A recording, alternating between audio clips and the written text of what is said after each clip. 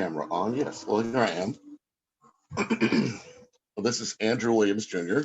Thank you so much for joining us today. Today is Canada Day, which is July 1st of 2021. And today we're hosting the Global Unity Network. We have a variety of supporters of this initiative. I'm Andrew Williams Jr.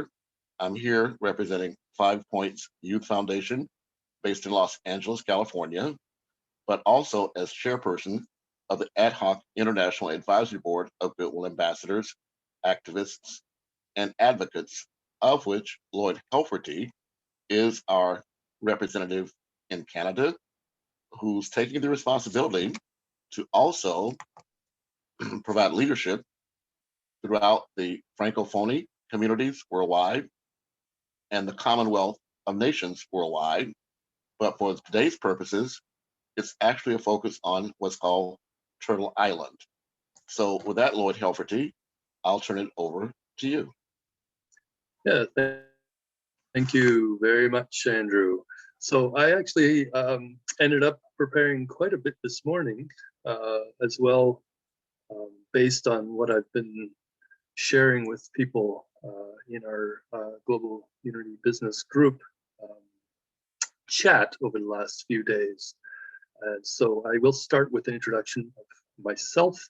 So I am Lloyd Helferty, the Chief Ecosystem Director, or CED, of Energime University. I'm also their Program Development Director, and I call myself a Sustainable Society Consultant. So I'm also the co-founder, administrator of the WE-Energime-Global Cooperation Turtle Island International Civil Society Organization that is seeking to undertake what we call life value peace education done in the context of life learning gardens.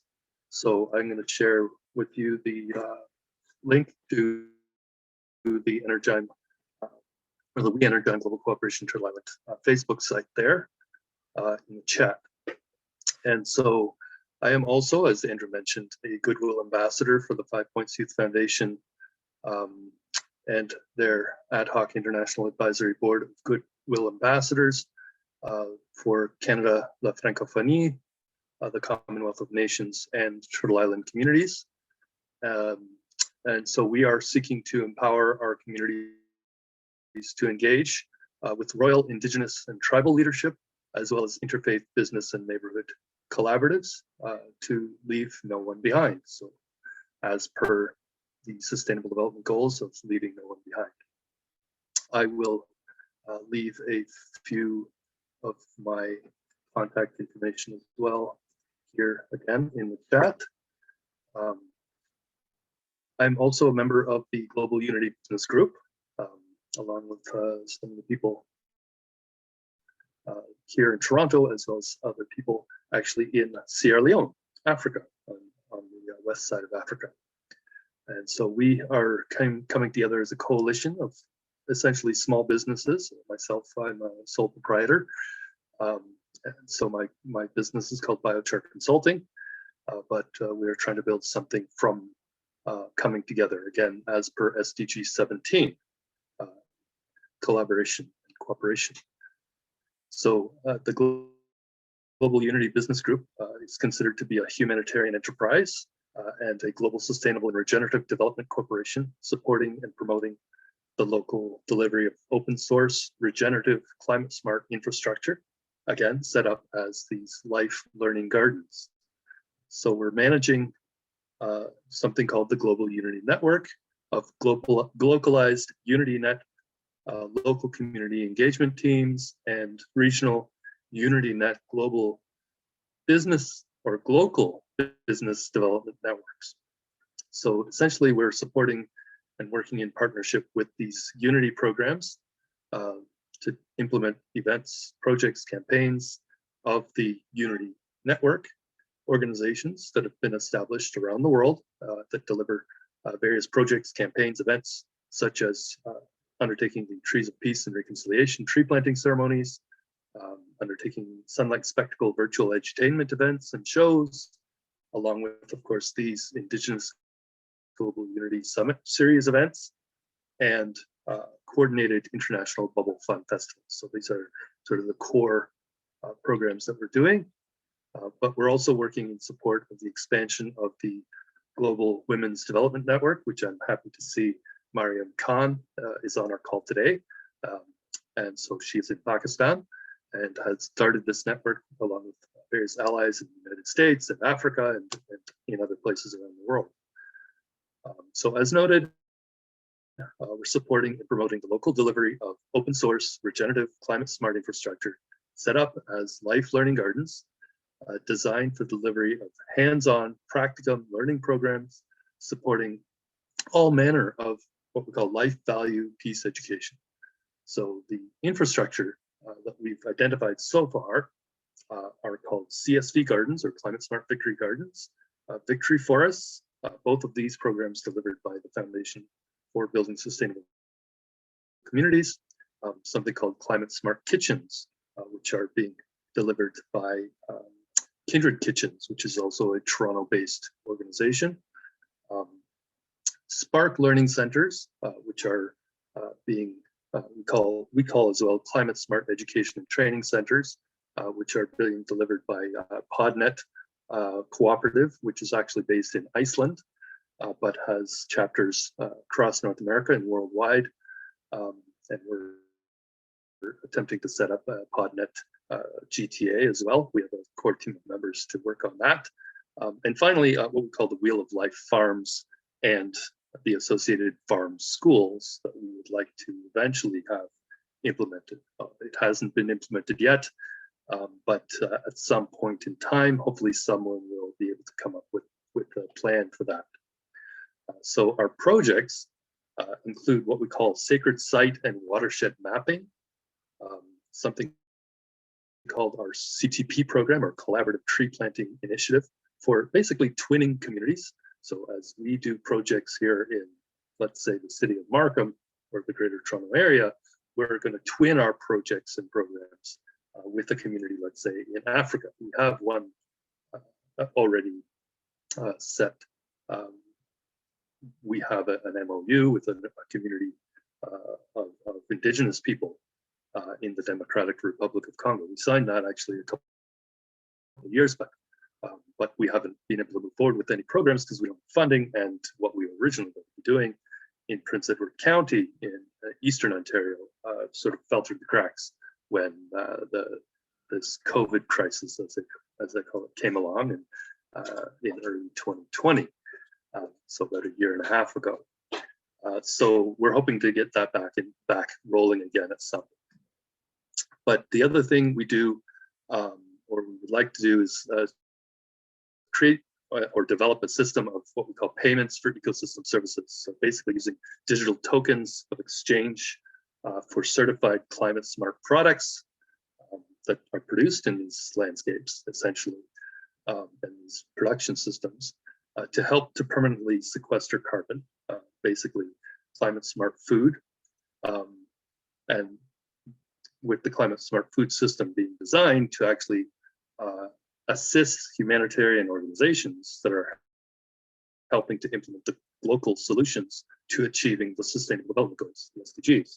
So that is the two key essence points of the Climate Smart Food Program, which is what we're essentially trying to promote and roll out around the world, is supporting this production of climate smart food in local communities and by local humanitarian entrepreneurs, who are also helping to implement the Sustainable Development Goals in their own communities. However, they decide to do so, because there are 17 goals.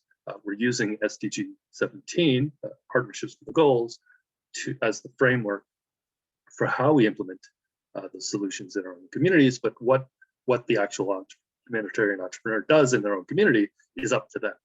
All they need to do is report on it and say, here's what I'm doing. I'm supporting gender equality, I'm supporting climate action, I'm supporting this or that. But there's 17 goals from which they can choose, depending on their passion. So some of the other key campaigns we have, we would like to do is something called Dream Boards in Every Community campaign to establish local community dream boards, where we would help to mobilize the youth and help turn their dreams into reality. So what do they want? We are going to help assist to move that campaign that those local community youth want for their own futures. We're going to make sure that communities understand what can be our future, not just what is. And then finally, we have something sort of still in the drawing board right now. We call it tea diplomacy initiative, where we're going to leverage all the tea drinkers in the world, worldwide, to help really launch, hopefully, some of these early climate smart food, local community-based production systems, where people can actually start growing the ingredients to make tea in their own homes, right in their own communities. So tea gardens, that's something for future consideration.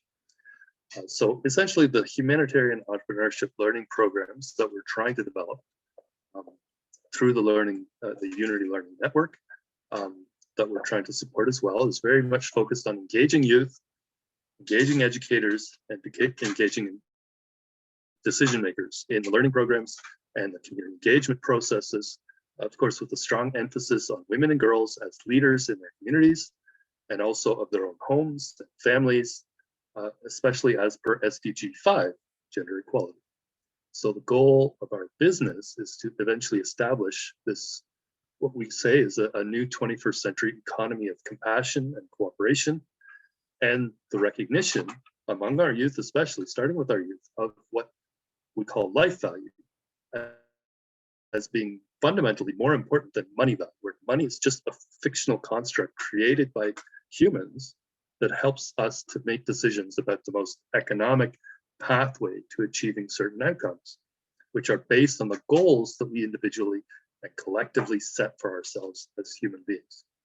So the Global Unity Network that we're establishing is really delivering education, training, awareness raising programs in cooperation with our Global Unity Business Group, which is networked through the International Unity Gardens Network, which is supported by the Unity Learning Network of the educators who understand the importance of delivering programs of life value peace education in our local communities. So this is sort of the outline that I will likely be repeating the same message every week on this platform. But of course, our theme today, slightly different because it is Canada Day. I wanted to read to you actually an article that I found online on Monday by a gentleman by the name of Stephen Dooley, who is a refugee rights policy analyst. And this was written he works at Citizens for Public Justice in Ottawa. And again, into the chat, I am going to put the link to this article. So this article says that climate emergency is already upon us. And he writes that as far back as 1990, the IPCC predicted that the greatest single result of climate change would be human migration. And in 2018, there were 28 million newly displaced people across 148 countries, and natural disasters caused the movement of 17.2 million of them.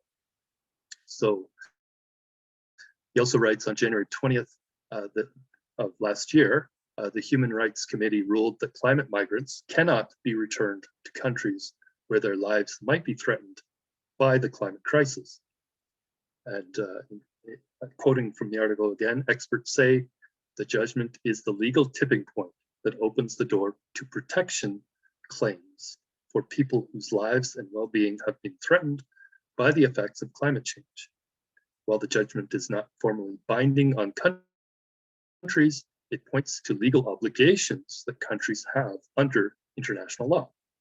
But, he writes, the UNHCR, Human Rights Commission, has refused to grant these climate migrants refugee status. This is in part due to the lack of resources to address their needs, Instead, it designates them as, quote, environmental migrants. So climate migrants, and this is again quoting from the article, are not refugees, but they deserve the same protections as convention refugees. So it says the intersection of climate change and migration requires new, nimble, and comprehensive solutions. So of course, Canada also needs to step up in response to this crisis of climate migration. What's more, Canada has an ethical obligation to respond. And this is again quoting from the article. The country is wealthy. It has enough resources to adapt to climate-related stressors and to help developing countries to respond to climate change. In the meantime, we must also do more to accommodate climate migrants.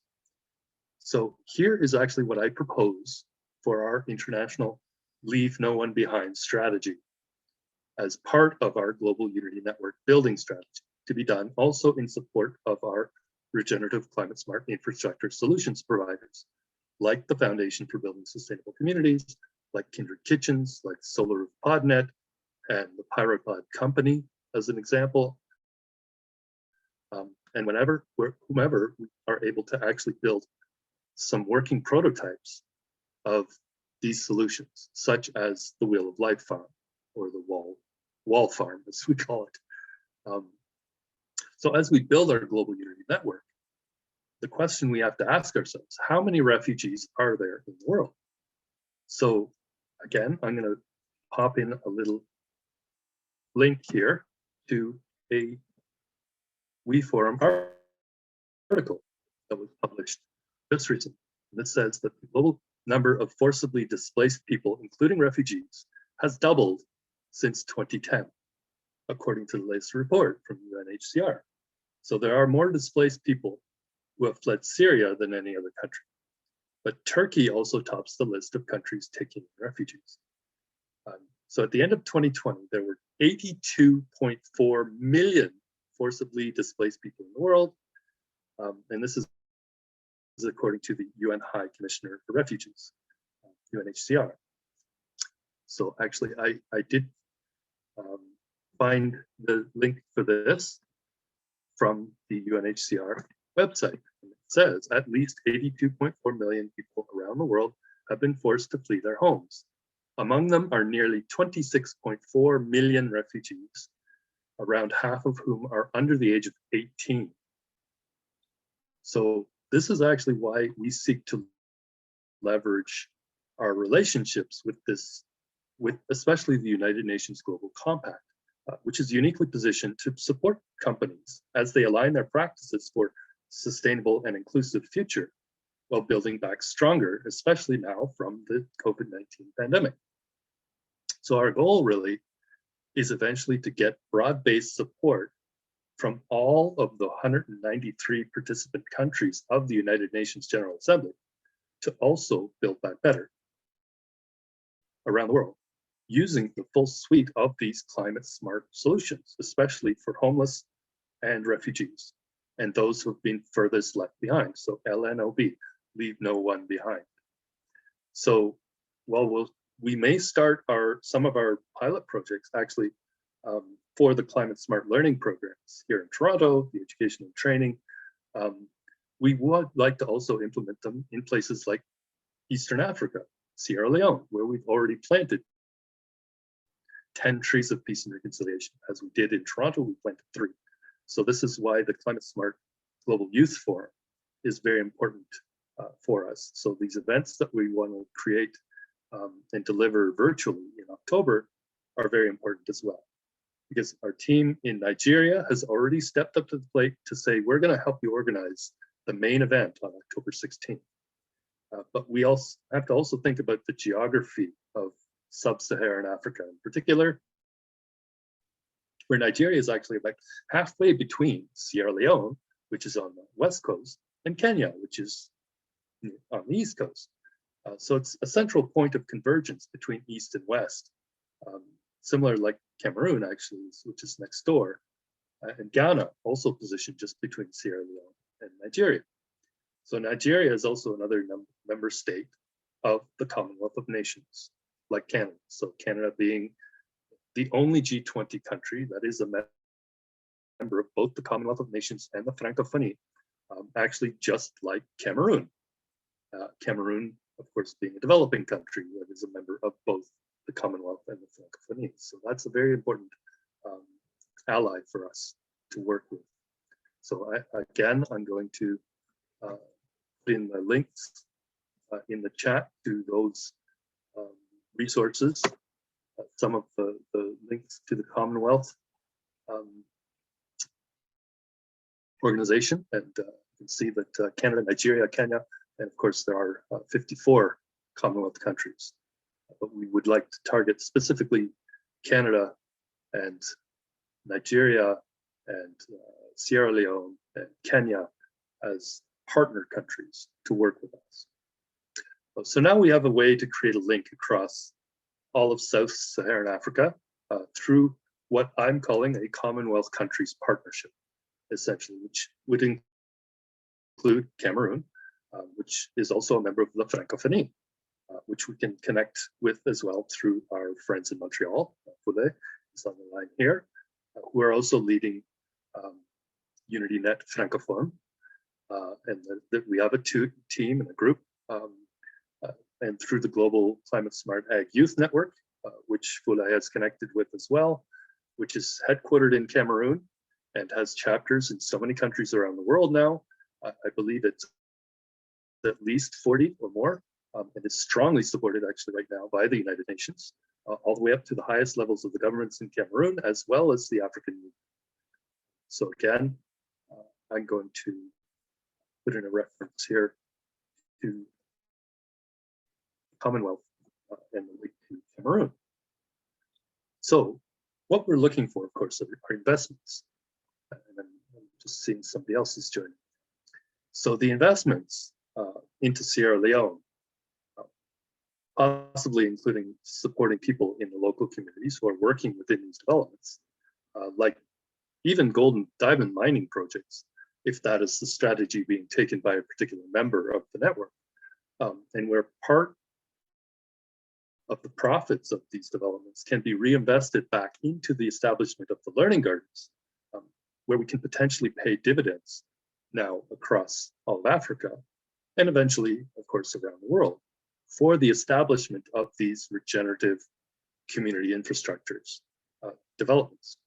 So starting with hopefully millions of the poorest continents, with the poorest on continents like Africa, including the approximately 26.4 million refugees who are there, and that I mentioned before.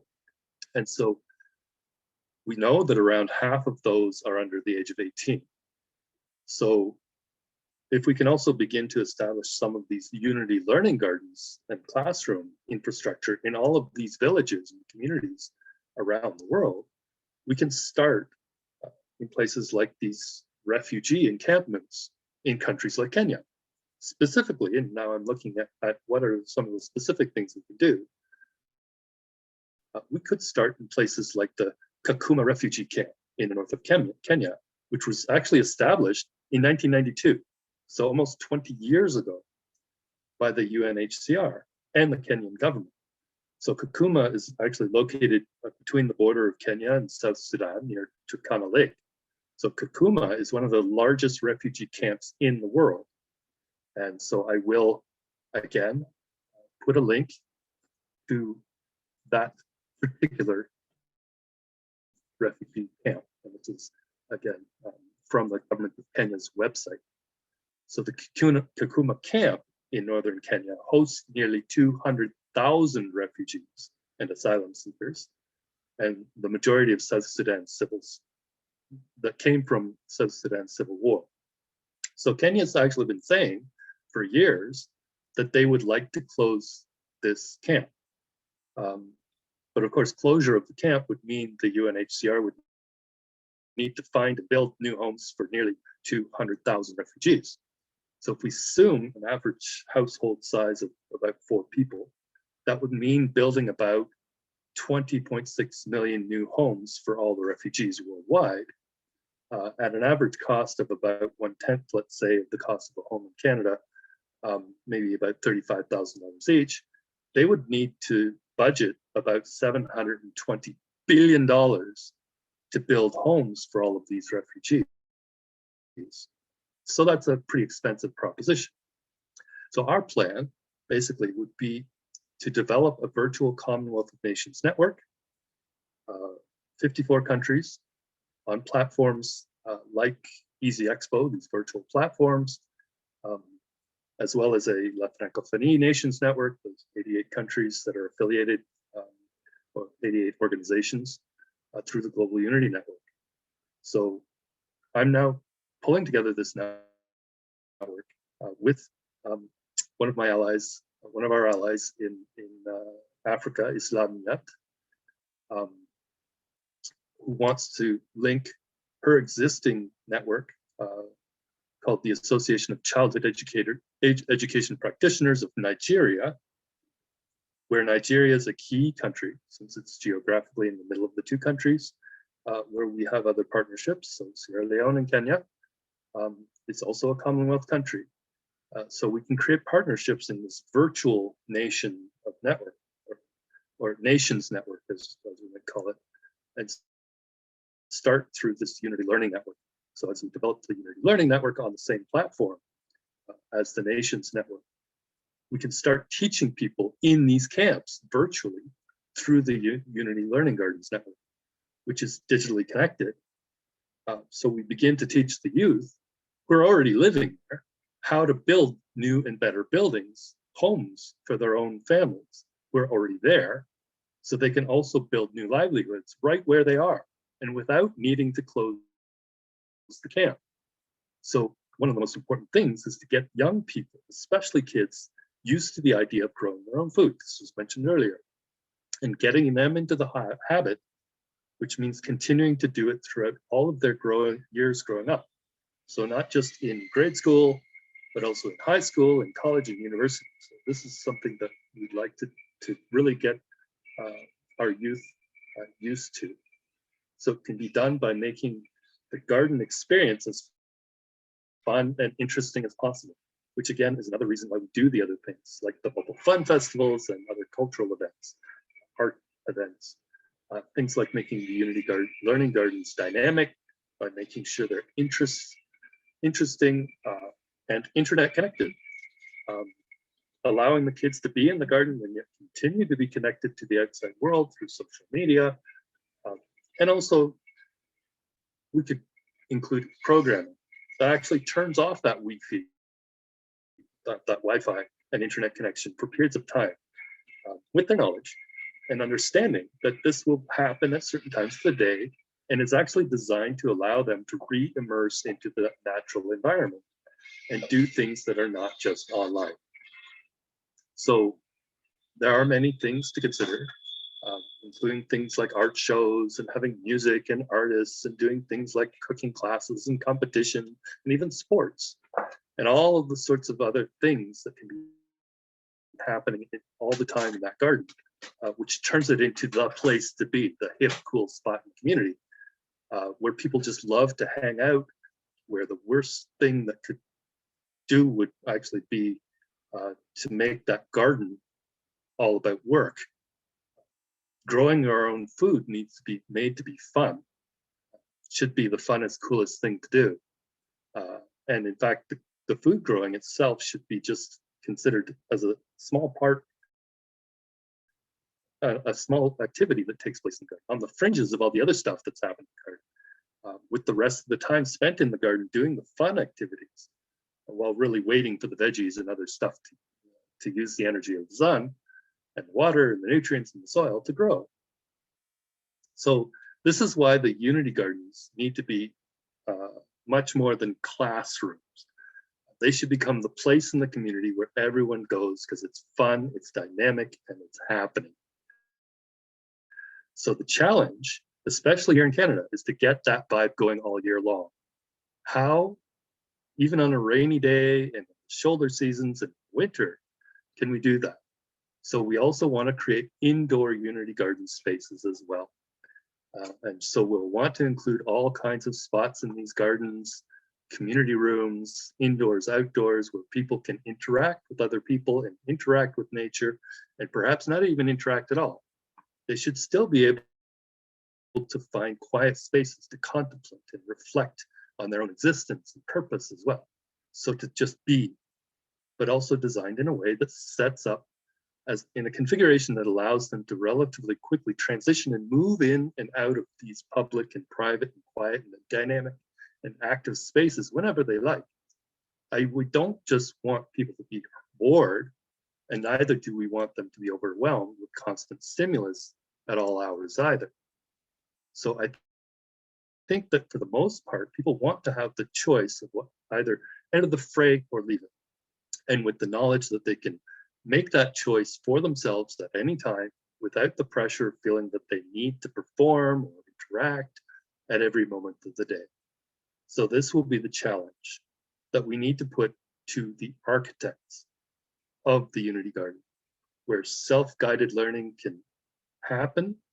And it's a dynamic environment that includes mentors, along with spots where there are surprises around every corner, but other spots that are familiar and reassuring, sort of like the difference between fiery, spicy, and exotic food and what we call comfort food. So it's a delicate balance, and there's a general yearning, I think, among nearly all people for both kind of realities to exist from time to time. So given all of this, let's assume the number I gave above, I mentioned it's $720 billion. Let's round it up to, let's say, $1,000 billion, $1 trillion, given various overheads, especially as required to set up the education and training apparatus, build the gardens, including the digital learning networks and infrastructure, including all of the learning gardens in all the local communities across Africa and eventually around the world. This is why we believe the Global Unity Network, the Climate Smart Learning Gardens and programs and humanitarian entrepreneurship could be critical to our success, because we would be providing this remote education and skills training through the learning network and begin to teach these young people how to enhance their own livelihoods so that they can begin to transform their own local communities wherever they might live.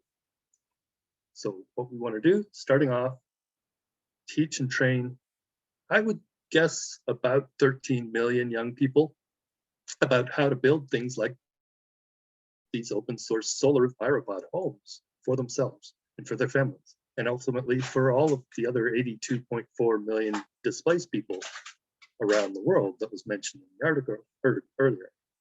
So the goal really is to effectively eliminate the current refugee crisis worldwide, and ultimately to transform the entire global economy eventually, such that it can become one that is regenerative. So our national continental turtle island strategy. So that was sort of the international overview. But we're going to do something here in Canada. What will we do? We want to do something similar. But here, I think the problem is homelessness. So the idea would be to eliminate homelessness. One example, again, of the open source regenerative climate smart infrastructure solution is solar roof pyropods. And I'm gonna drop in a YouTube video that was just published earlier this week that was shared with me from our friends in the Pyropod. So this is a YouTube video. We believe this could be part of the solution to the what's called the Canadian Build Back Better plan. So if you actually look at a press release by the Government of Canada, also, sorry, my computer just froze for a second there. Waiting. Sorry about this. Just frozen. I wanted to put in a link here, but for some reason it just froze there for a second. So this is actually from the budget press release by the Government of Canada. That says, quote, to ensure a robust and resilient recovery, the government is developing a plan to help Canada build back better by preparing it to invest up to between 70 billion and 100 billion over the next 3 fiscal years, roughly valued at between 3 to 4% of GDP. So again, another link from January 20th, 2021, earlier this year, from Statistics Canada, which says more than 235,000 people in Canada experience homelessness in any given year, and 25,000 to 35,000 people may be experiencing homelessness on any given night. So one more piece of news that was just published by our government. It says, with $1 billion RHI, Rapid Housing Initiative, the Government of Canada will support the construction of up to 3,000 permanent affordable housing units across Canada to help address urgent housing needs for Canadians, especially our most vulnerable. Delivered by CMHC under the National Housing Strategy, RHI provides the necessary capital contributions to develop new permanent affordable housing by covering costs associated with modular multi-unit rental construction. The $203 million Rapid Housing Initiative allocation for Toronto, going ahead, Toronto will be undertaking 7 projects to create approximately 540 new affordable homes. I would suggest that we may want to build initially a climate smart victory garden for each one of those 7 developments. That could be one approach we could do locally, for instance. So let's do the math for what I've just talked about. So what the government has done is they've placed, and this is the numbers from the press release, they've given the $203,300,000 budget for these 7 projects to create 540 homes. That means $376,481.48 per house. $380,000 per home. This is affordable homes. So let's say we round this down to $350,000 per unit. If we look at some of the election promises that Trudeau and the Liberal government made, again, I'll post them in the chat here. So Justin Trudeau says, Liberal leader Justin Trudeau explained that affordable housing will be one of the 4 key areas in the upcoming infrastructure platform. Housing is one of the most important challenges because it really has to do with our own sense of home and place. The goal is to be building 25,000 units of housing per year by the end of the decade. And that is actually a quote of Mr. Vaughan, who says, we're not going to end homelessness with anything less than 25,000 units per year. Anything less, and we're just treading water. So I do believe that a reasonable ask would be to ask, as a preliminary budget here in Canada, for a minimum of 25,000 units per year at $350,000 per unit, which of course turns out to be $8.75 billion per year to our program.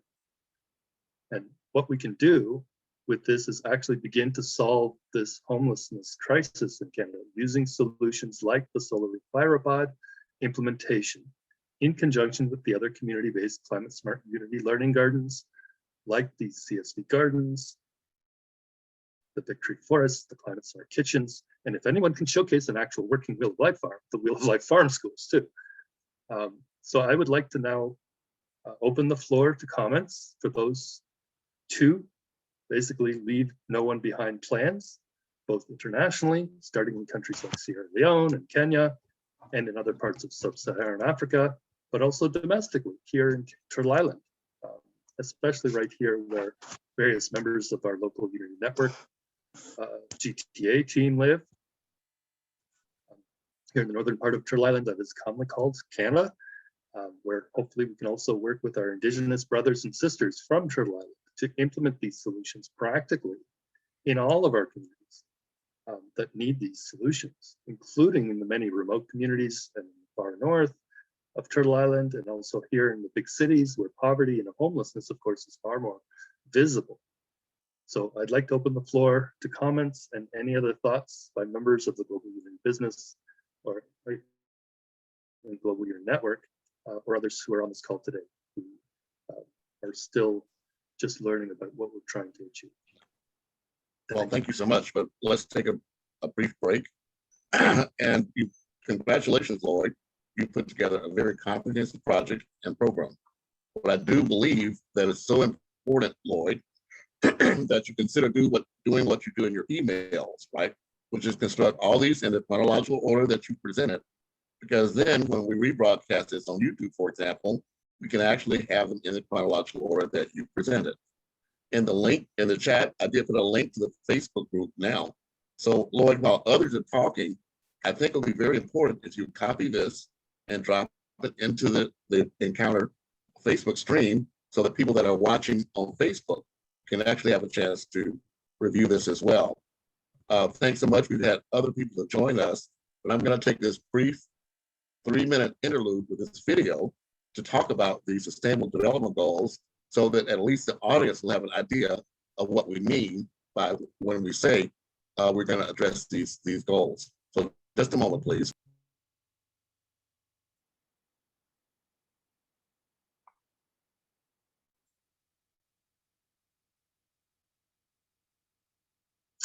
And I'll put myself on mute for this as well.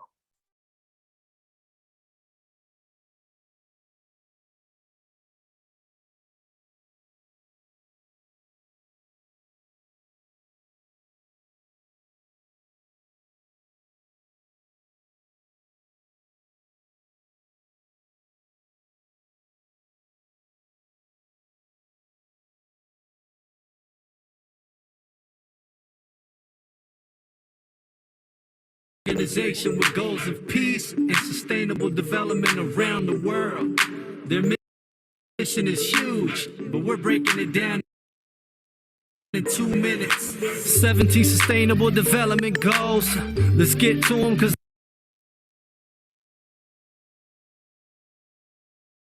the more you know. Look, in some corners of the world today,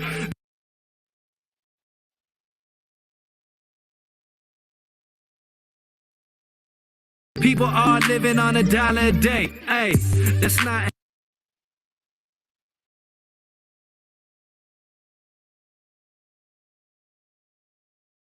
how it ought to be. So go 1, eliminate poverty, and go 2, root out hunger across the globe. There's 800 million people hungry if you want to know. Number 3 is health and well-being, and getting people the health care that they need in. Learning in school are the harder goal.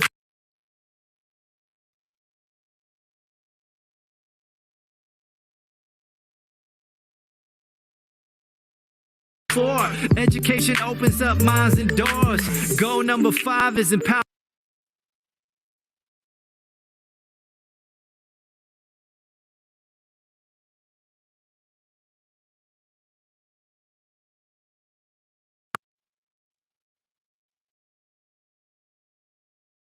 Girls and women so they can have the same rights that men are given.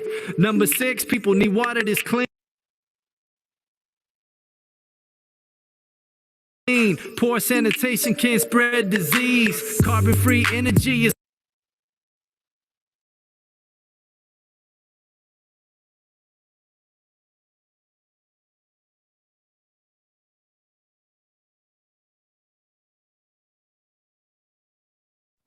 Well, technology is only great. goal number 7, and how to achieve it is a question that's pressing. But if we put our minds together and work hard,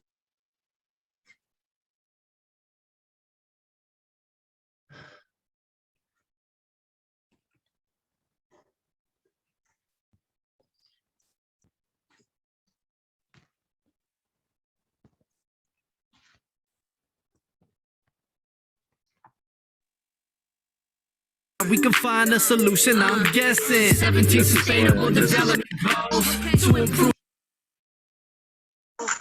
life around the globe, protecting human health and the environment, whatever.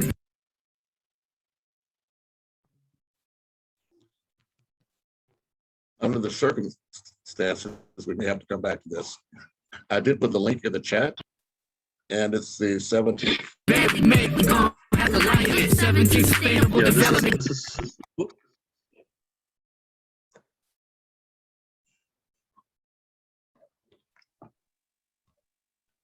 I was going to say, this is why I restarted my computer this morning, because I find that, protecting human health and the environment, whatever bad we may be.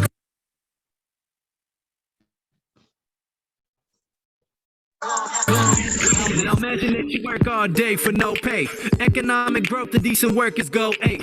Goal number 9 is to foster innovation in infrastructure and industrialization. Goal number 10, inequality reduction. 11 is sustainable city construction. 12, well, that's sustainable consumption. So what we use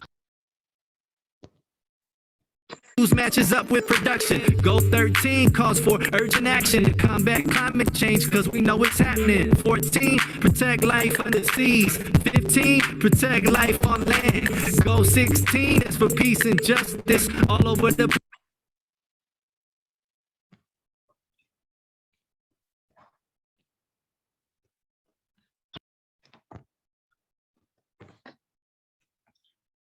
I'm going to take your lead, Lloyd, and restart the computer.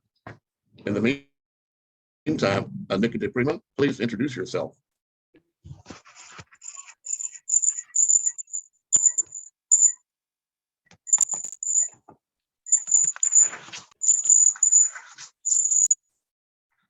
yes, I'm seeing some people that have joined us since we started. It looks like we have Mariam, who hasn't talked yet, and Josephat and Nikki.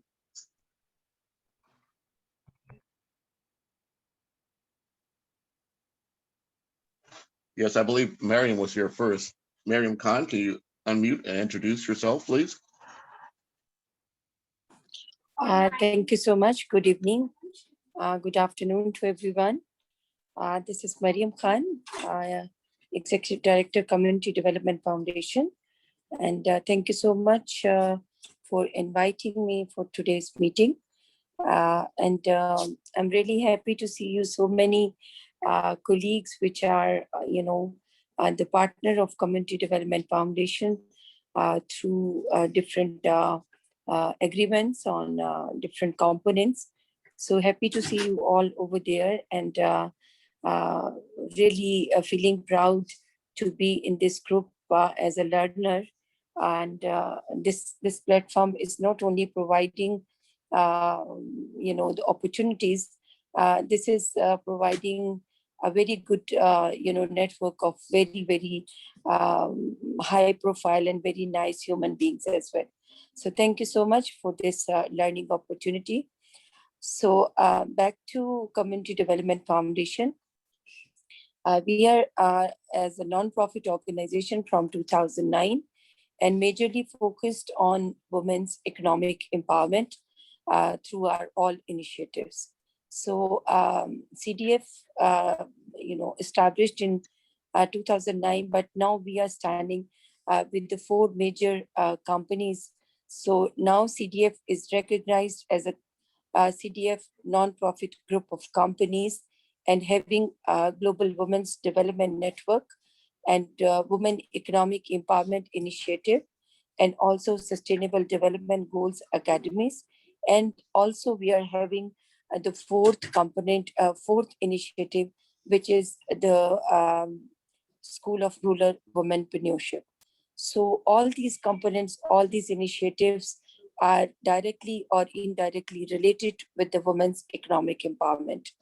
So learning from different platforms, or to be the partner, or to be the member of different groups, our message is always one to, we are having the focused sustainable development goals, goal number 1, 4, 5, 8, and 17.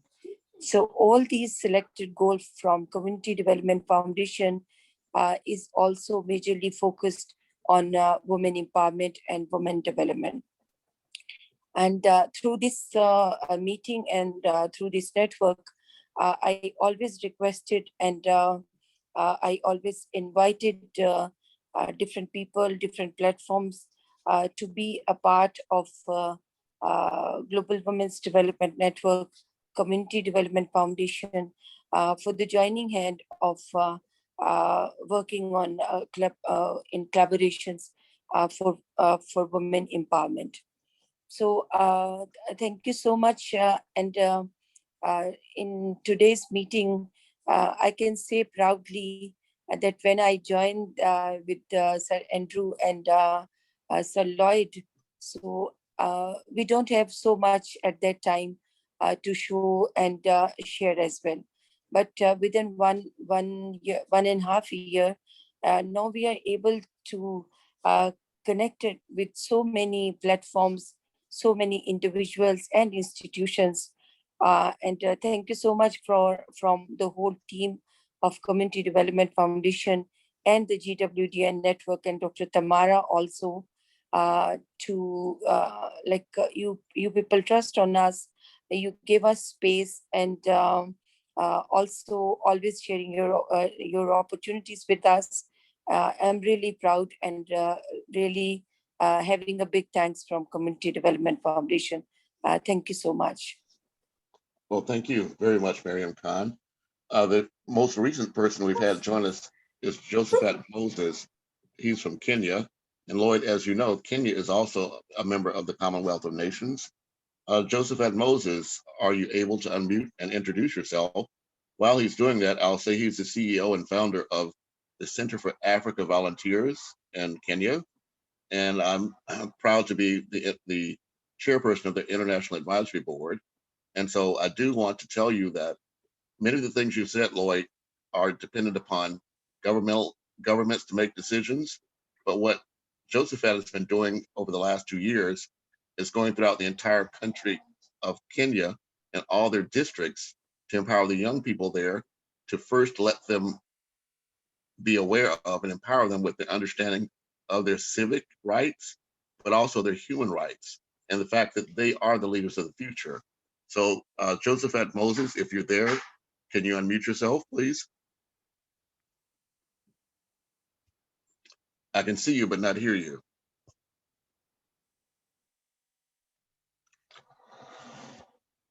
Well, in the event that he's having communications challenges, Nikki DePrima, if you're still with us, could you be so kind as to introduce yourself? Nikki? Yes, thank you very much. Can you hear me? Yes, loud and clear. Thanks for joining us. Okay. No, thank you so very much. I'm so excited to be with you and listening to what was being presented. So, yes, my name is Nikki DePina. I started an organization called Global Peace Let's Talk.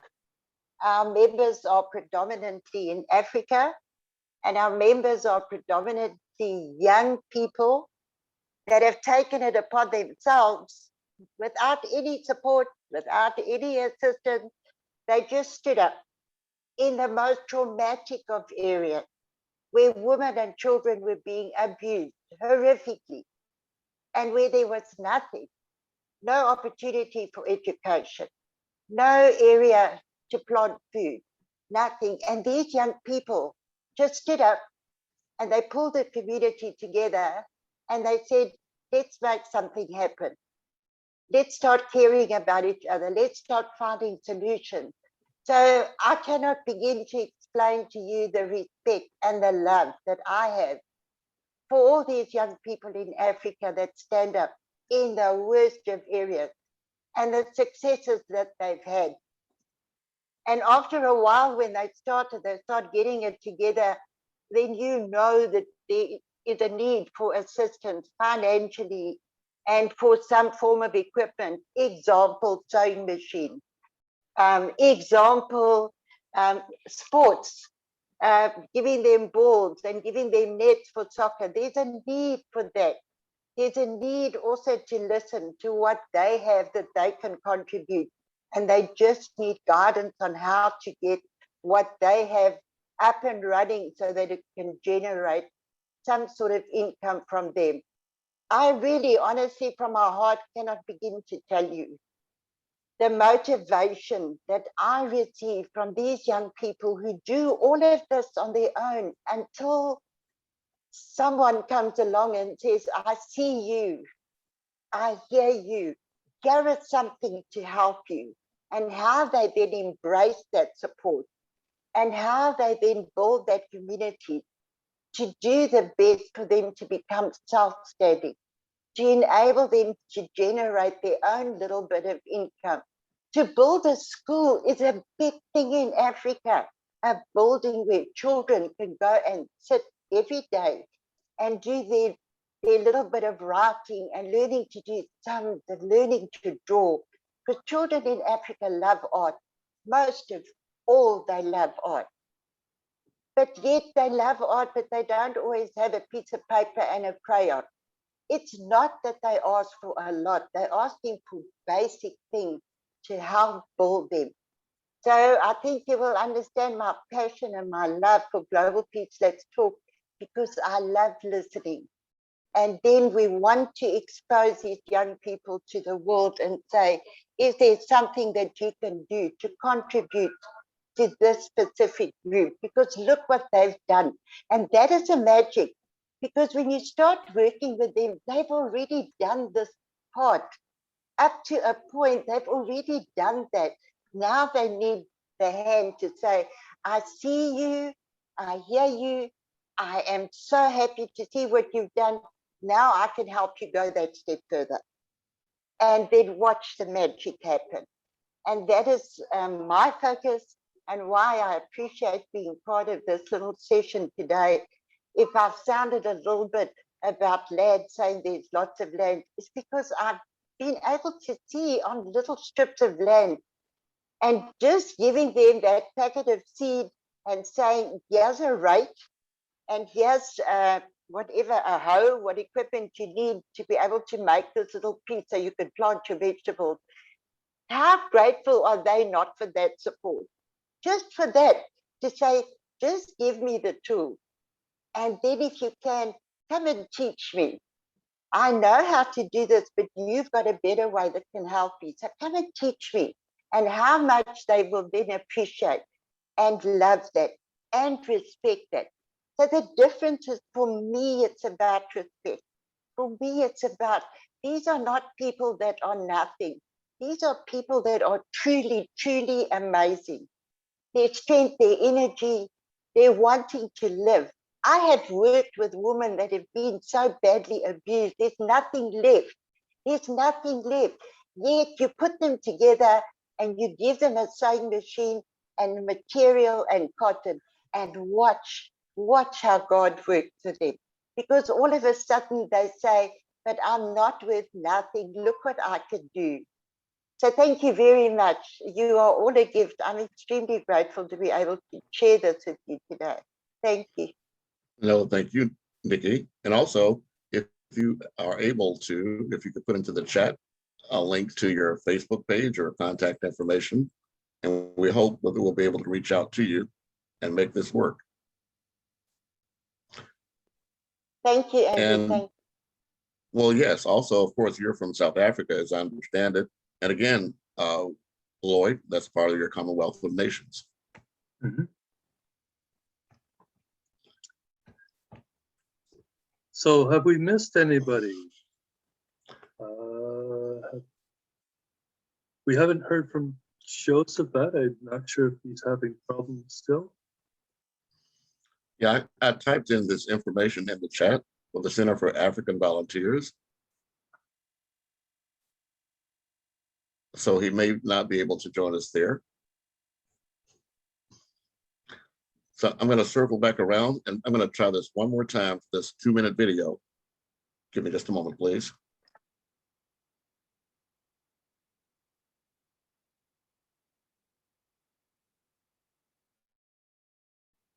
Listen, I'm always glad to see new people coming in and hearing what we are trying to do here. I think we will be successful. 2 minutes. 17 sustainable development goals. Let's get to them, cause the more you know. Look, in some corners of the world today, people are living on $1 a day. Hey, that's not how it ought to be. So go 1, eliminate poverty, and go 2, root out hunger across the globe. There's 800 million people hungry if you want to know. Number 3 is health and well-being, and getting people the health care that they need in. Learning in school are the hard to go for. Education opens up minds and doors. Goal number 5 is empower girls and women so they can have the same rights that men are given. Number 6, people need water that's clean. Poor sanitation can spread disease. Carbon-free energy is goal number 7, and how to achieve it is the question that's pressing. But if we put our minds together and work hard, we can find a solution, I'm guessing. 17 sustainable development goals to improve life all around the globe. Protecting human health and the environment. Whatever bed we make, we gon' have to lie in it. 17 sustainable development goals to improve life all around the globe. Protecting human health and the environment. Whatever bed we make, we gon' have to lie in it. Now imagine that you work all day for no pay. Economic growth and decent work is goal 8. Goal number 9 is to foster innovation in infrastructure and industrialization. Goal number 10, inequality reduction. 11 is sustainable city construction. 12, well, that's sustainable consumption. So what we use matches up with production. Goal 13 calls for urgent action to combat climate change, cause we know it's happening. 14, protect life under seas. 15, protect life on land. Goal 16 is for peace and justice. All over the planet, they're in high demand. And the final goal, number 17, is the critical factor, the heart of the machine. It's the strength in the way we achieve these goals of sustainable development around the globe. Yo, 17 sustainable development goals to improve life all around the globe. Protecting human health and the environment. Whatever bed we make, we gon' have to lie in it. 17 sustainable development goals to improve life all around the globe. Protecting human health and the environment. Whatever bed we make, we gon' have to lie in it.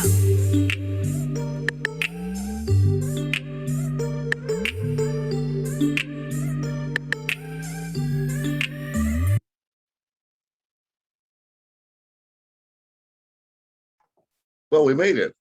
I always love that video, and I thank you so much for playing that every time, Andrew. This is just, it's inspiring.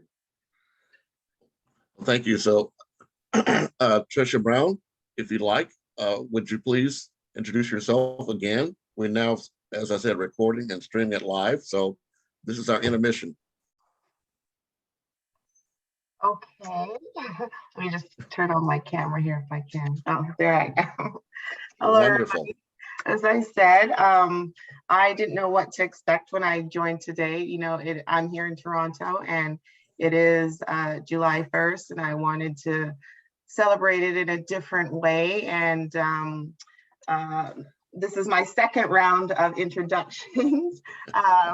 We did start off earlier, but after hearing all those introductions, I actually feel like I'm in the right place. Like, I believe that, you know, energy and the universe brings you where you need to be when you need to be there. And this morning, I think it brought me to the right place. I've heard about some amazing organizations, and I'm so excited to like really connect with some of you, because a lot of what you're saying resonates with what I believe. So basically, I was just looking for something different to do today, and here I am. A little bit about me is I have a passion for the betterment of young people. I'm trying to kind of build, I truly believe in the IGU saying of, you know, it takes a village to raise a child.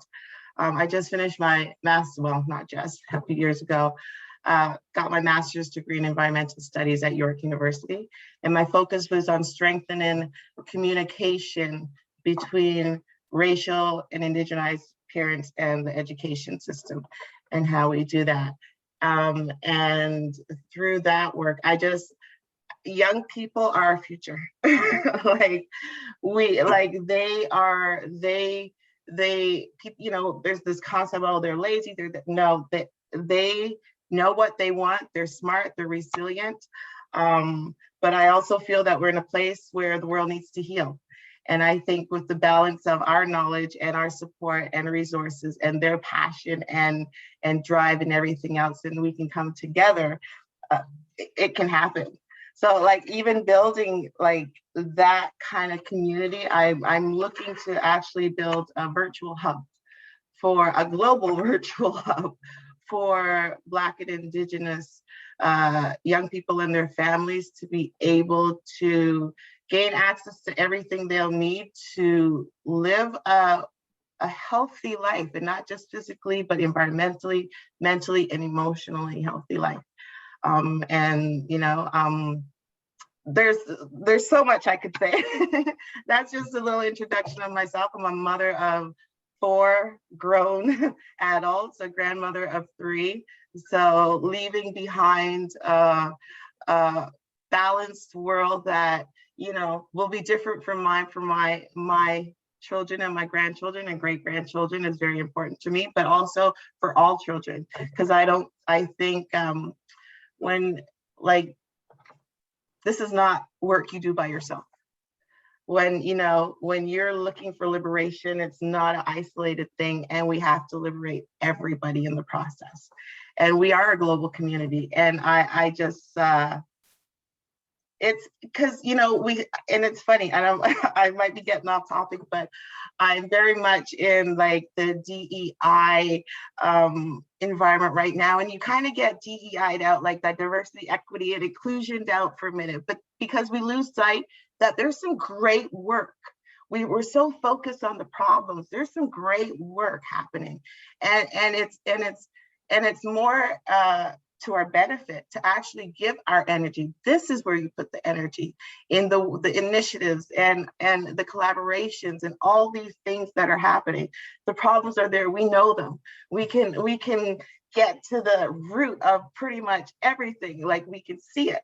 But it's in the doing that really will transpire everything. So I just want to thank you guys for creating this space and being here today, and giving me the opportunity to actually meet you. So yeah, that's about me. Yes, I work in education. I work with Pathways to Education. And yeah, I look forward to really being part of this. Welcome home. Well, thank you. If you type in your contact information in the chat, I'll make sure you get a copy of this. Okay. And you mentioned several things. I hear you're also. Pardon? Just a moment, Lloyd. Let me respond to what she presented us, right? This idea of a virtual ecosystem. Lloyd and I were just involved in May 25th through May 29th, a virtual summit called the Kairos Summit. And it was the first annual one. This event today is actually leading up to next year's Kairos Summit. Okay. So you're in the right place at the right time. Let me share this video with you. All right. Let me put my info.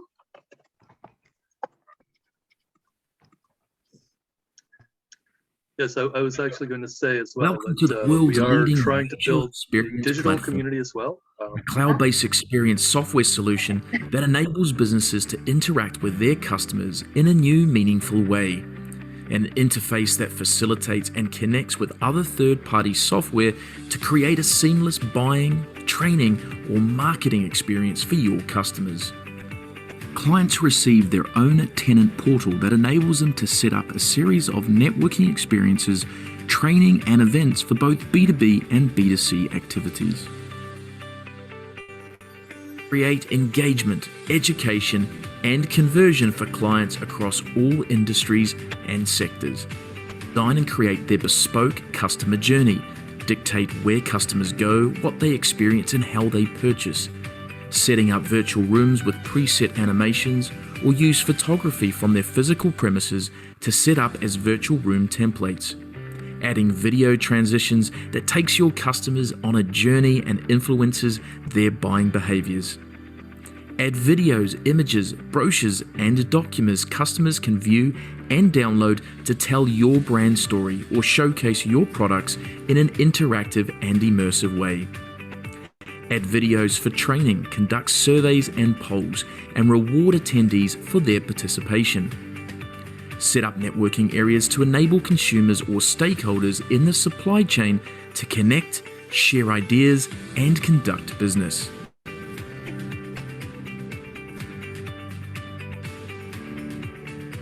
Education is the new advertising.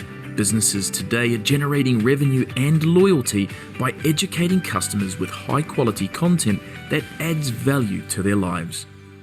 Presenting pre-recorded or live content in rooms that could be presented in a tasting room in a vineyard, by the ocean, in a fantasy castle, or set sail and host your product launch event on a cruise ship. Brands are inviting influencers, experts, and employees regularly to present on content that customers are excited to hear about. Brands have an opportunity to discuss their merchandise, new product lines, seasonal trends, top tips, and much more. Conduct virtual workshops that enable customers to participate at home. Host hybrid events from your facilities. Stream live content and events into your virtual platform to expand reach and drive new revenue streams. To multiply your online conversions by developing an interactive customer experience. Connect your e-commerce site to your virtual merchandising rooms for a seamless purchasing experience. Integrate a calendar system for customers so they can book with personal shoppers and have consultations with event planners. Set up a sales room, which is a dedicated area to display your promotional items. Set up a chat box feature that can help shoppers with their purchasing decisions. Set up exhibition halls, marketplaces, and showrooms for learning, promotional, and revenue activities. Revolutionary platform brings brands and businesses online together to drive scale and profitability. We are only limited by our imagination. It's time to engage, educate, and convert your customers in a new virtual era and enable your businesses to thrive.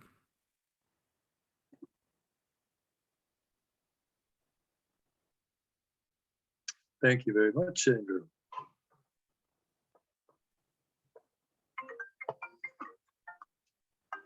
You're muted. Yes, you're welcome. And I see that Carlos has joined us. He's actually scheduled to do the next presentation. But just so you know, Tricia, that's only one of several ecosystems we have. And as we go forward, you can familiarize yourself more with options. So Lloyd, if Carlos can introduce himself. Yeah, I just wanted to mention that this is actually the type of virtual platform that we will want to use to create our Global Unity Network on, including, of course, the virtual learning gardens, the Unity Gardens, as well as the Learning Network as well. So we can set up whole virtual ecosystems for education on these virtual platforms, just like the one that you saw. We're talking to another company called Easy Expo as well, and they have their own system. The one you just saw is really amazing, actually. I believe some of the people on this call did take part in Cairo Summit virtual event, which I think was the starting point for where we want to build some of these virtual networks that we can connect all the gardens around the world and have everybody collaborate virtually as well, and have these kids really be the drivers behind their own community-based business as they become these humanitarian entrepreneurs, delivering the food, delivering the services, delivering the humanitarian programs in their own communities. Okay, so could you see if Carlos could unmute himself and we might have lost him. Yeah, unfortunately.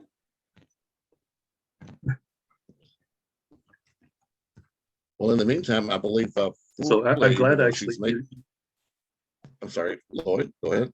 I was just going to say I'm glad that Stephanie has seen that video as well. I'm glad that you showed that, because I think that's where we really want to build the virtual network, where we can bring in all of these institutions from around the world, in all these universities, colleges, high schools, everywhere around the world, into this virtual platform, and get people collaborating, so that they understand, like, if we have a real garden in Toronto, we can actually take videos, show those in the virtual environments, even create virtual gardens within the platform, where people can come in and collaborate from around the world.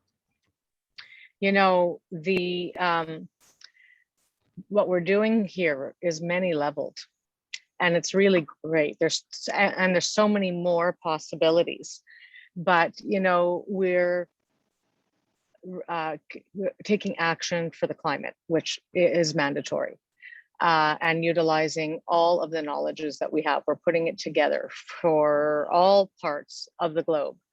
At the same time, we're trying to, you know, shift children to know that at young ages, they're going to be learning how to sustain themselves, you know, how we're going to be giving them the learning opportunities to really learn how to grow their own food, to have food security.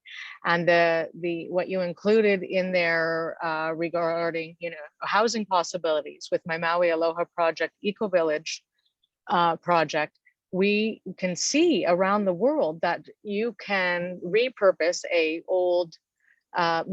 can repurpose all kinds of materials for housing, and you can do it for a little amounts of money, also using natural resources. I've got a whole spreadsheet of different, just here in Canada. So this is something that obviously needs to be addressed, and teaching children to care about food security and housing security is crucial in the Western world, but it's crucial not just to teach them, but we should never have so much ego that we all think that we're protected. We don't know, and we must also care not only about our people locally, but our world.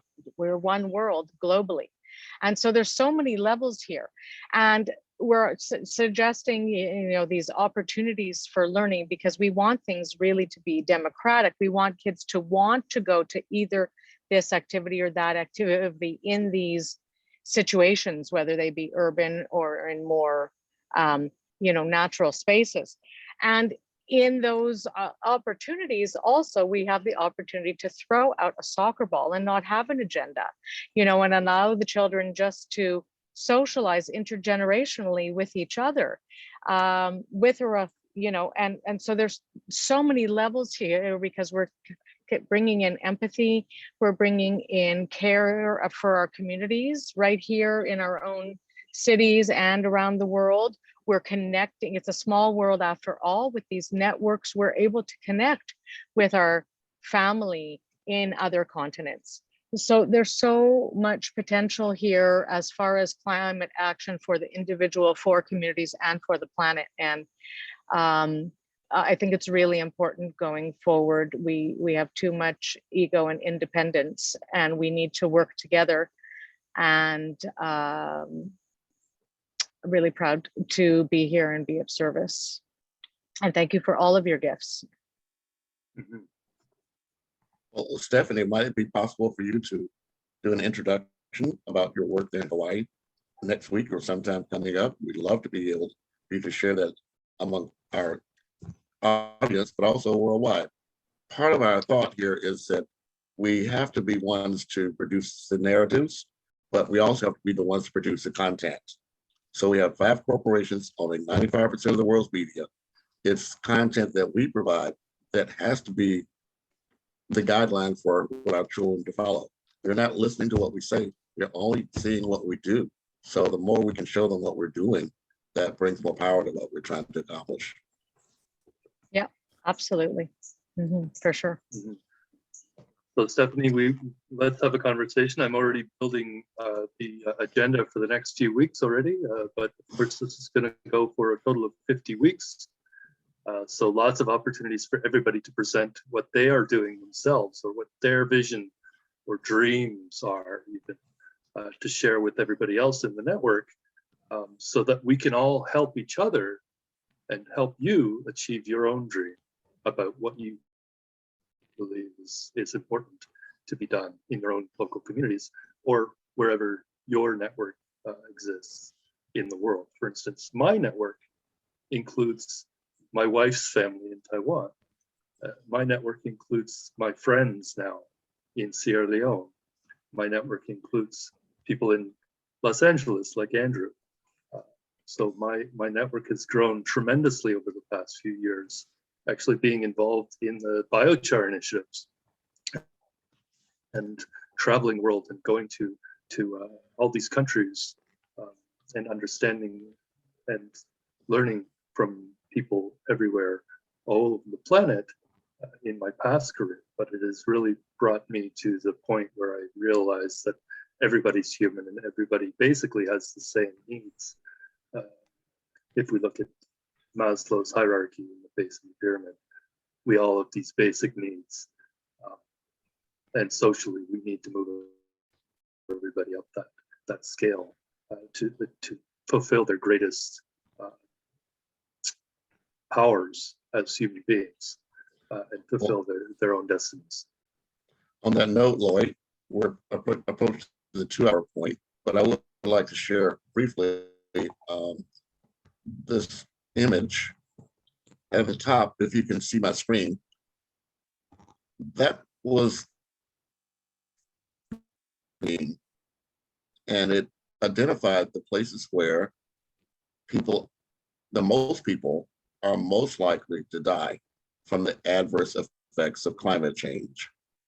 The darker the area, the more likely that area will be negatively impacted by climate change. The bottom map shows where the lightest areas show where the least number of these United Nations Global Compact local networks.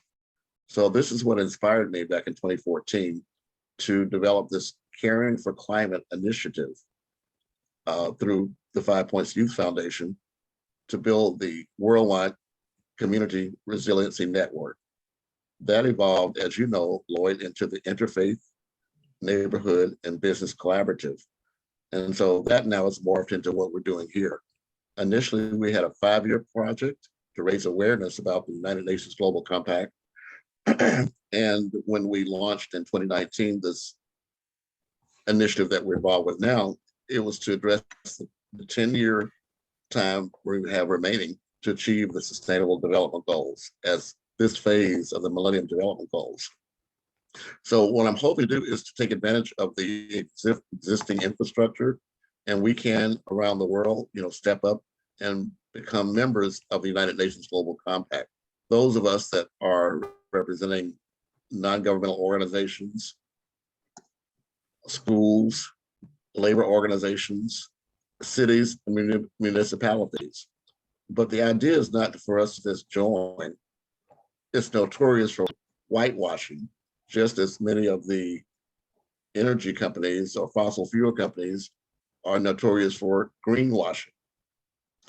Right now, there are 13,000 major multinational corporations that claim to be the largest corporate social responsibility organization in the world. There are about 3,000 civil society members. So the quantitative impact is for us to add another 10,000 members of civil society. It's free for them to join, but the idea is not just to have them to register, but to have us to empower them with an understanding of which of the Sustainable Development Goals their mission is adapting. Earlier, you heard Lloyd say that there are billions of dollars that have to be spent in Canada just to address the homeless issue on an annual basis. Just this past week, it was determined that there are trillions, $1.2 trillion per year that we'll need to spend in the next 10 years just to adapt from the adverse effect of the COVID-19.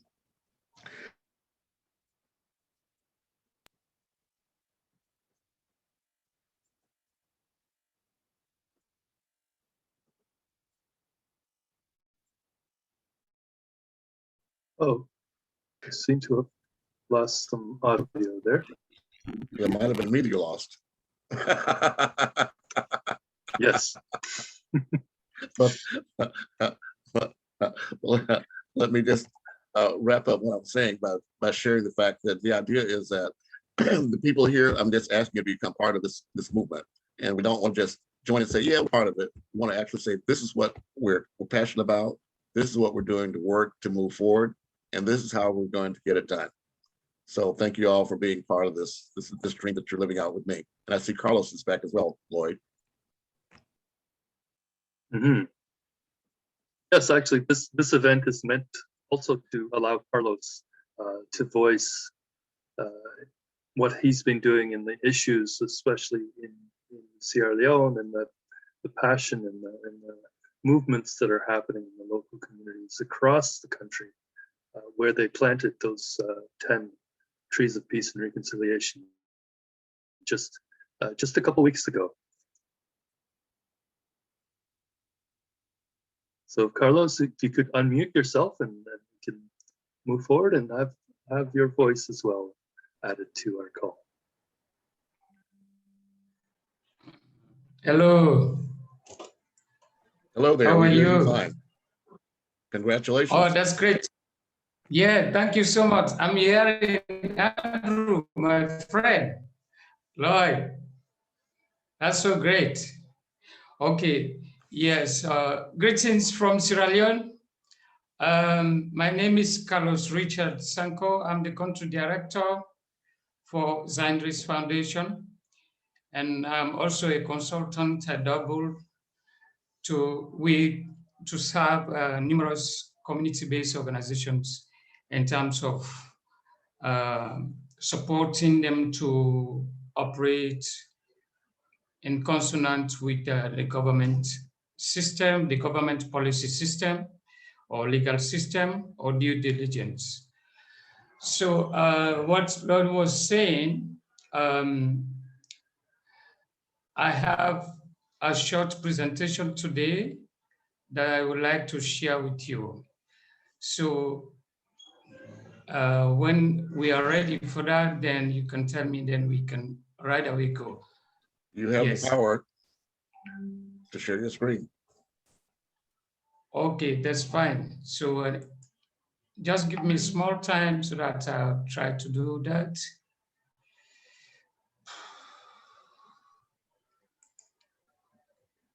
Yes, and Carlos actually is as well a member of the Global Unity Business Group, a key member actually, along with one of our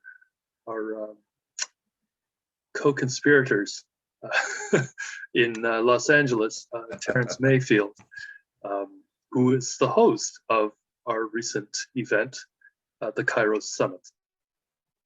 So his organization is also very much key to us moving forward here. Hopefully, in cooperation with those thousands of United Nations Global Compact corporate partners, potentially starting with one who they have engaged closely with in conversations. But that we hope is just the starting point. 5 Points Youth Foundation is a member and has been a member since 2014. So we're just looking to be the ones to open the door for our team. Mm-hmm. Okay, so thank you so much, Lloyd. Okay, so this is the name of my organization I am heading in Sierra Leone, Zandris Foundation. So, okay, this is our contact point when you want to find us. And this is our source, Zandris Foundation, was established in 2015 with full operations in 2017 by a humanitarian known as Mr. Ahmed Idris Tufana, who is based in US, Maryland, a Sierra Leonean based in Maryland. The Andrews Foundation is a registered charitable organization in the US and Sierra Leone. The organization is registered in Maryland, USA with a 501c3 and with the Internal Affairs Ministry in Sierra Leone. These are promotional areas, are thematic area of focus. We promote child protection, care for children with disability issues, etc. We also promote free quality education alongside with the government of Sierra Leone. Are you there? Yes, we hear you fine. Hello. Yes, Okay, we're here. yes, because sometimes I experience internet problem. Okay, so number 3, promotes affordable or free healthcare system for people with HIV/AIDS, sexual and reproductive health care. Promoting contraceptives for women and girls, and also mental disabilities. We also promote good and healthy drinking water, of course, that is water safety. We also look at gender equality or equity empowerment, promote mechanized agricultural agribusiness value addition through women and young people. So in brackets, smart climate resilient solutions we use to ensure that happen. We also promote climate smart technologies to environmental safety interventions, green environment, trees of peace, climate smart gardens, kitchens, food, etc. These are thematic areas. These are partners: Ministry of Agriculture, Ministry of Basic and Senior Secondary School, because we also do a range of things in education. Ministry of Technical and Higher Education, that's at tertiary level, Ministry of Planning and Development, Ministry of Finance, Ministry of Social Welfare, Ministry of Gender and Children Affairs, Ministry of Health and Sanitation, Ministry of Environment, Ministry of Water Resources, Ministry of Youth, National Youth Commission, Home Leon as an organization. It is a UK organization, but it is currently based in Sierra Leone. I Support the Girls is based in US. Jacob's Well is based in UK. Also, currently we are in partnership with Maro Forestry Company, which is also based in UK, but currently in Sierra Leone. So we have a big contract with them to plant 50,550 trees, of which we have started shortly. You know, LNK Children Foundation in Potloko, Mao Rural Development Organization in Tonkolele District, Develop Salon in Bombali District, Youth Empowerment Solutions in Kailang. These are colleagues that joined us recently in enhancing or facilitating the trees of peace planting. Each one save one in Potloko, LNK Children Foundation, Mau Rural Development Organization in Tonkolele District, Develop Salon, Youth Empowerment Solutions in Kailang and Kono. I'd actually like to mention, if I can just interrupt just for a minute there. Lloyd, please let him finish, please, and then thank you. Okay. Go ahead, Richard. So we also have this, of course, our partners, Greater Unity Pandemic. We all know about them. These ones, there's no need to call them. And of course, this is our national plan in terms of climate smart intervention or climate smart solutions, to develop a clear description of a national project component, promotion of a new and innovative solutions to smart climate resilient solutions production, economic and social and environmental benefits, cost effectiveness of proposed projects, consistency with development strategies and policies, alignment with national and international technical standard. Okay, that one should be standard. Project duplication, learning and knowledge management, global institutions, and national learning networks exchanges. Consultative process, justification of funding requires project sustainability, environmental and social impact and risk. This is our national plan. If we go further, these are the descriptives around our national plan in terms of promoting climate smart solutions. Okay, the overall objective is, the national objective of the project is to, improve climate smart resilience and increase agricultural product system productivity of smallholder community farmers across Sierra Leone, using a smart climate resilient agricultural production approach. More specifically, the project will. So we have the sub-projects, strengthening the resilience and capacity of smallholder community farmers and other stakeholders in Sierra Leone, using agroecological and sustainable land and water management strategies that respond to the climate change threats in their respective localities. Point 2, assist farmers to implement and scale up smart climate resilient solutions production and to participate in other economic activities of value chain. Support a communication platform and engage in advocacy to promote efficient exchange of knowledge and expertise among diverse stakeholders groups in Sierra Leone.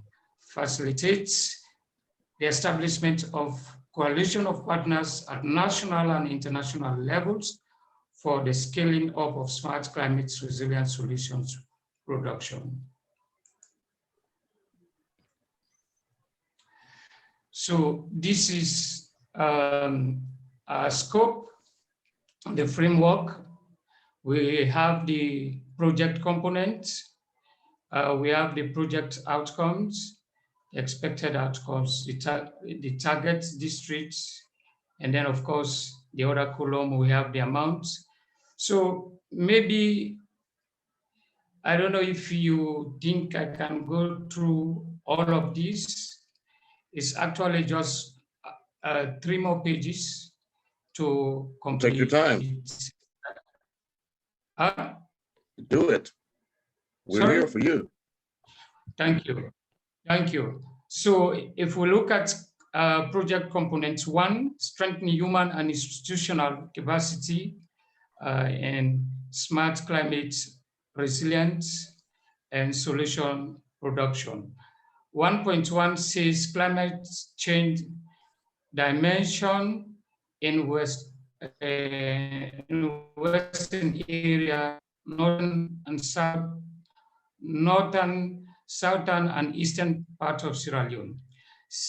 So these are the type of interventions we want to look at. Of course, the area of promoting cereal production, such as rice, maize, sorghum, and we also look at vegetables when we talk about gardens, cassava, potatoes, and onions is one area we really want to look at. We've been doing all of these ones, but looking at our intervention at global unit pandemic intervention or networks, we want to scale up the value chain. So,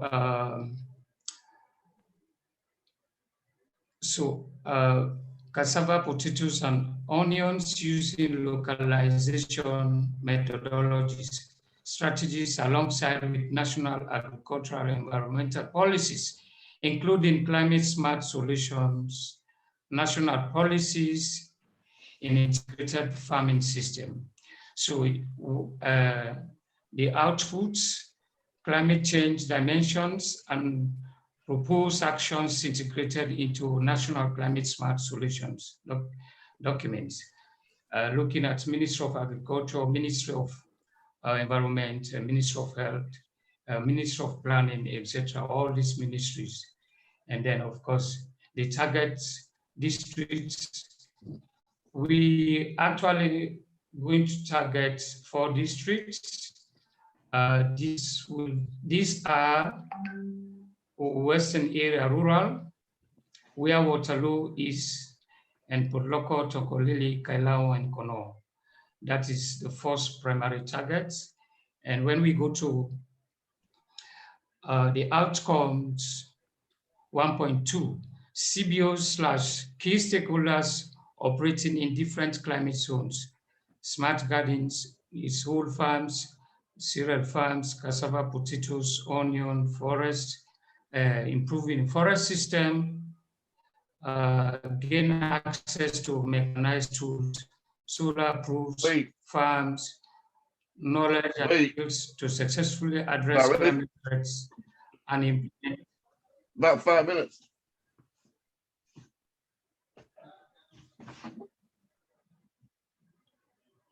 Hello. Keep going, Carlos. All right. Yes, we hear you. In sustainable. Go ahead. All right. So under that outcomes, if you look at the outputs, we have 3 outputs there. 1, capacity of national research centers strengthening. That's what we want to see. Institutional capacity of national executing entities for project implementation strengthening.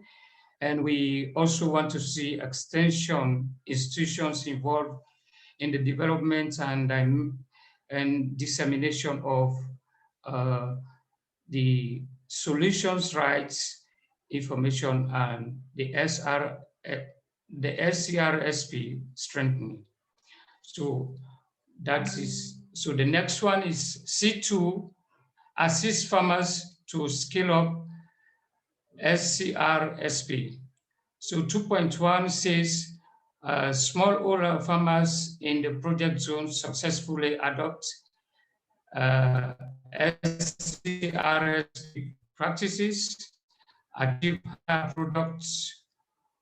productivity and value addition, and improve their incomes and livelihood. So for that one, the outputs we have 3, 2.1.1, smallholder farmers in the project zones strengthen their livelihoods by reducing production cost and improve products yields through the adoption of climate smart solutions.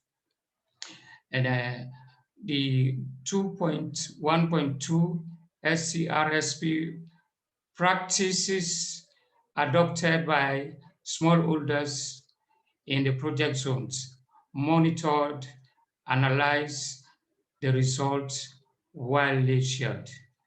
And so when we come to the outcomes,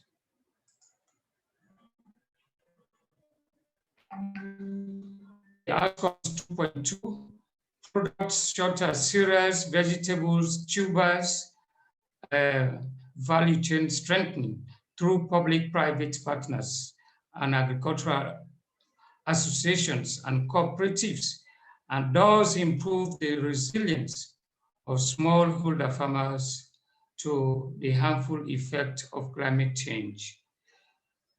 And so under that one, we have two, agricultural production and post-harvest components in the product value chain strengthening, and then agricultural associations and cooperatives, the product value chain strengthening in their operations. And then the last one, we are looking at component 3, which is strengthening communication, advocacy, and partnerships to scale up smart climate resilience agricultural solution production. So we look at 3.1, awareness and knowledge of SCRSP in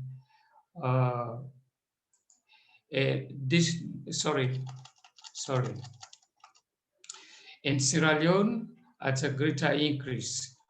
All right, and then of course, knowledge and awareness materials developed widely disseminated in response to the demand and needs of different stakeholders groups.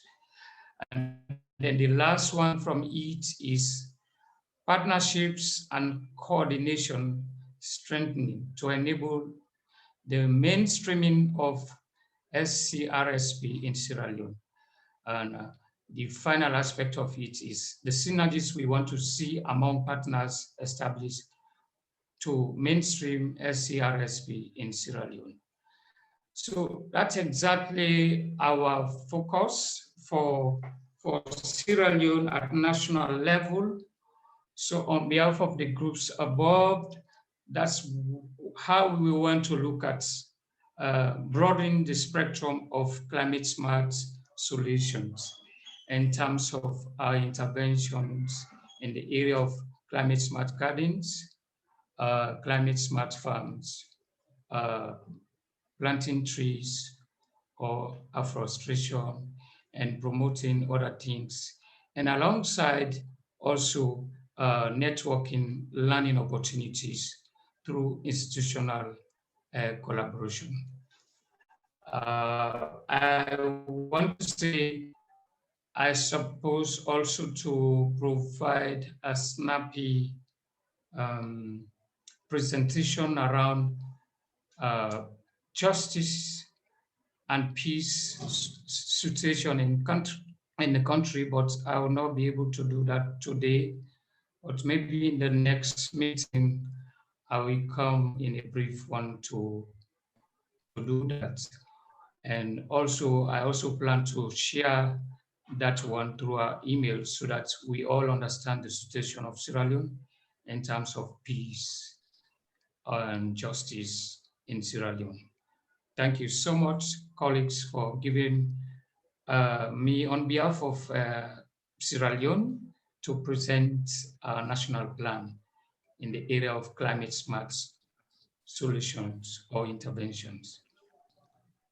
Well, no, we thank you so much, Carlos. And please, in the chat, please type in your contact information as well as your website information. We are streaming this to the Encounter group on Facebook. So I'm encouraging us to also go there and put in any contact information to follow up. Lloyd, I know you did have a comment. I do want to say, Carlos, and to everyone here, the team that we're working with now, this is really a transition. I started out putting in completely philanthropic and humanitarian support worldwide for the last 12 years. But I do understand now we have to shift to a commercial and circular economy. So part of our intent is for us to commercialize our activities to support our humanitarian causes. So Carlos, I would ask you to revisit your budgeting stream so that you can include a portion for those companies and also venture capitalists even that are looking for a return on investment. What will it take to be able not to accomplish your objectives, but to also repay your investors? In a lot of cases, there are humanitarian causes that have non-recourse loans, but your numbers have to be consistent, quantitative, and accurate. So Carlos, thank you so very much. Lloyd, I'm about to leave now. I'm going to put you in my pocket. So I'm turning this over to you, Lloyd. I can be listening, but I can no longer facilitate the event, Lloyd. So ball's in your court. Okay, thank you very much, Andrew.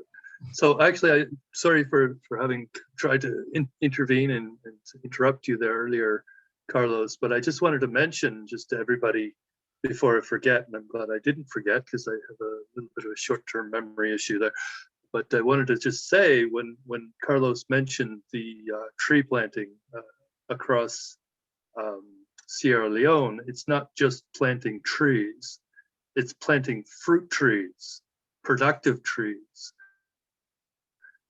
So there was mentioned earlier that actually what they want to do is plant, I think the number was 50,550, but they would be primarily mango trees. So these become revenue generators in communities when they plant all of these trees. So they're not just trying to deal with climate change, they're trying to deal with food security, they're trying to deal with income security for these communities as well. So it's beyond just planting trees, it's planting community-based forests that are productive, that are regenerative, and that will uplift their communities and the people who manage them. So they become treasured forests in the communities that continue to provide benefits for the communities. And this is also what we're talking about here in South Markham with the establishment of a food forest. As an example, this is what we would like to do is produce something from these forests that we're going to be planting. And this is actually part of the essence also of the collaborative tree planting program, is to work in our local communities here, plant these productive forests that can actually produce something for the humanitarian or with the humanitarian entrepreneurs in our local communities, that they can actually create businesses based on what these forests produce, and replicate this across landscapes across Turtle Island, but also around.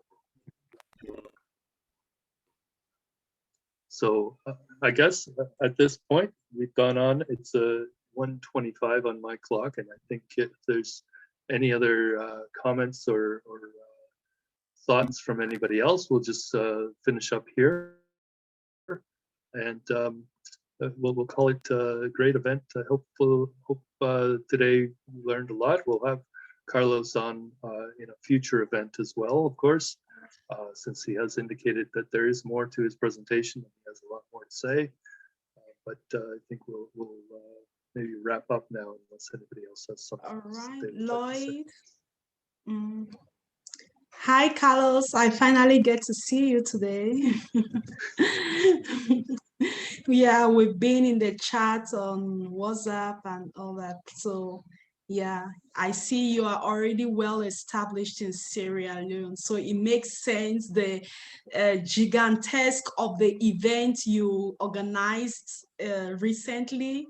You sent so many photos and we saw all that, and yeah, that was wonderful. Now I see why you were able to mobilize all those people within a very short period of time. Okay, so I had a presentation to do, but I think we'll do it next week. And I'm not sure if this is the appropriate place to do it, Lloyd. We can talk about it because it was really just for the Global Unity Business Group. I had some suggestions to make, which necessarily doesn't have to be public. So it's up to you to see if you want us to meet privately with other members of the Global Unity Business Group. That's okay. Yes, I think that would be more appropriate. Okay. Thanks. Yeah, so Carlos is a member as well of the team. So as I said, Terrence Mayfield and several others actually in Sierra Leone, as well as Angela, who's here in Toronto. Okay, great. So yeah, for me, That's a very good point. Thank you so much also today to talk to you directly, because I followed your presentation last week, but I was right in the farm. At that time. So alongside, the network wasn't really friendly. So I went off. Okay. So Lloyd, what I am suggesting also, added to what our colleague is saying, is I think all these presentations that we're doing is, I'm suggesting that we harmonize all these presentations at a global look, and establish an international framework around our proposed interventions vis-a-vis the short-term, long-term, mid-term and long-term.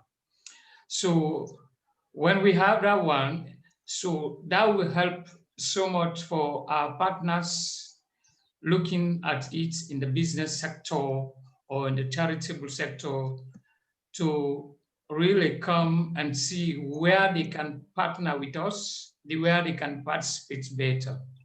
So we will have having a clear intervention framework.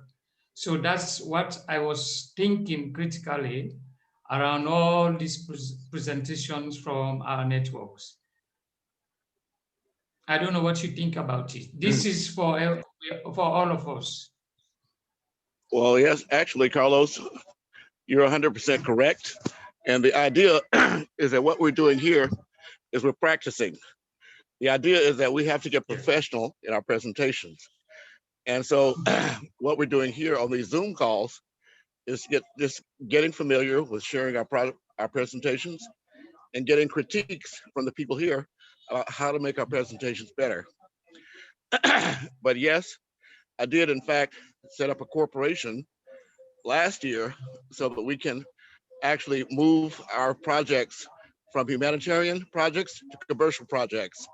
So yes, we have the infrastructure here, but I'm working alone, so I need to attract the team to make this happen. Morning. So yes, yes, and yes is all I can tell you. Thank you. Okay, Lloyd, with that, I'm going to turn it over to you. And I think it's time to wrap up here so I can get on my way. Yep, no, this is perfect. Thank you all again for attending this call. Always glad to hear new voices and to connect with new people. If you want to go to the bottom corner and click the 3 dots and save the chat if you'd like to have the information for yourself before we shut down. And then so that will allow you all to have those links and all the information that's been posted in the chat. But of course, we will also eventually share this video with others in our network if they would like to see what we have just talked about. But I will also share the text of what I wrote as well, again in the WhatsApp chats and by email if that's more convenient. So thank you all one more time, one more week, and I think we're again one more step closer to realizing some of our dreams. Excellent. Thank you all. Oh, okay, I love you all. Have a fantastic day. You too. Thank you, Andrew. Thank you, All right. Stephanie. Thank you, Bye. Philip. Be well, Thank you, everybody. Carlos. Have Thank you, a great everybody. day.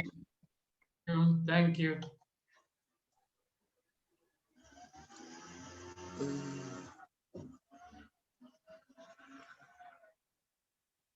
Lloyd, I may have to ask you. Oh, here it is. Okay, I'm out.